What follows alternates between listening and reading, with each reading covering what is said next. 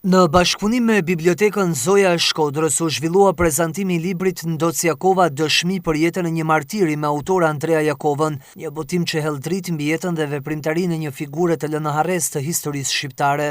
Ky botim sjell për herë të parë një përmbledhje të plotë dhe të organizuar në mënyrë kronologjike të jetës së Ndoc Jakovës, duke evidentuar kontributin e tij në fusha të ndryshme, si ajo politike, letrare, kombëtare dhe fetare. Përmes dokumentimit të detajuar, vepra me autor nipin e tij synon të rikthejë në vëmendje një personalitet që ka lënë gjurmë në komunitetin ku jetoi. Padre Gjegjvata e vendos Ndoc Jakovën në pjedestalin e atyne që e kanë kthy besimin në veprim dhe idealin në martirizim.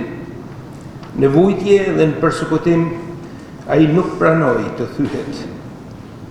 Fakti që sot jena të mbledhur për me reflektuar mi dëshminë e jetës së tij i tregon se të gjithë ne tashmë jemi koshient se ai ishte në krahun e së vërtetës dhe i qëndroi asaj pas një kompromis. Prandaj Ndoc Jakova nuk është vetëm një figurë e lavdishme së shkumes, por metet modeli i përkryer për brezat e sotshëm dhe të ardhshëm.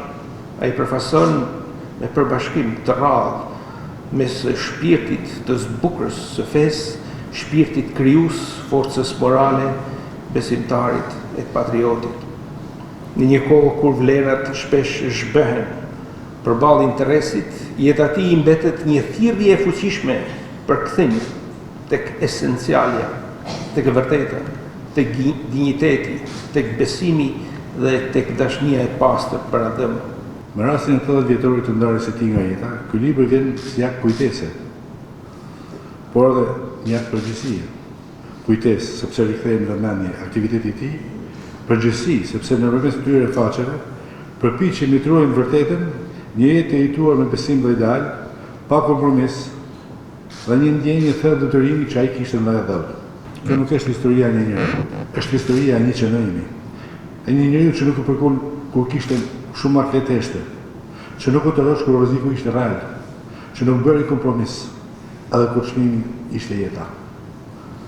Ai nuk jetoi gjatë, por jetoi drejt. Dhe kjo është ajo që mbetet. Në një kohë kur shpesh relativizohet gjithçka, figura të tilla si ai na tregojnë një gjë thjeshtë, se e vërteta nuk negociohet, se dinjiteti nuk shitet, se besimi kur është i vërtet nuk të braktis as në momentin e fundit. Ky libër ndalet në mënyrë të veçantë tek formimi i Ndoc Jakovës si atdhetar dhe besimtar, duke theksuar rolin që besimi ka luajtur në shërbim të çështjes kombëtare.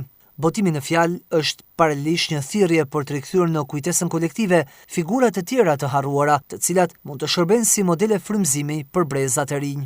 Rasti i Ndoc Jakovës dhe përmbledhja e shkrimeve të tij autori dhe të tyre autorëve ofron një portret të plotë të jetës së tij, një shembull të virtuteve të rralla, qytetare dhe atletare, me një mesazh të fuqishëm për brezat e rinj.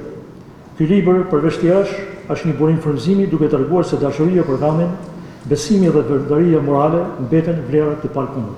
Jam shumë më njohur se Andreas që e ka bërë këtë aktivitet, se është i gjallë bukur të kujtosh njerëz që nuk e jetuan jetën e tyre, por që janë shembull. Që është kujtesa. Po. Kujtesa a mund të jetojë njeriu? Kush është e kundërta kujtesës? Është harresa. Me harresë a quhet njeriu normal? Kështu që mos i duket çudi njerëzve që ne flasim për kujtesat historike. Nuk jetohet pa kujtesë. Pjesë poetike erdhën të interpretuara nga aktoria Rita Gjeka, ndërsa maestro Zevçoba solli një interpretim muzikor. Ndoc Jakova gjatë jetës së tij u angazhua në një sër aktivitetesh me karakter politik, kulturor dhe fetar, duke dëshmuar për kushtim të veçantë ndaj idealeve të tij. Do të vritej përbindjet politike nga forcat e regjimit komunist në 13 shkurtin e 1946 në moshë vetëm 23 vjeçare. Edhe pse me një jetë të shkurtër dhe një fund tragjik, figura e tij mbetet e gjallë përmes dëshmive dhe shkrimeve të kohës, duke u konsideruar si simbol i sakrificës dhe përkushtimit ndaj atdheut.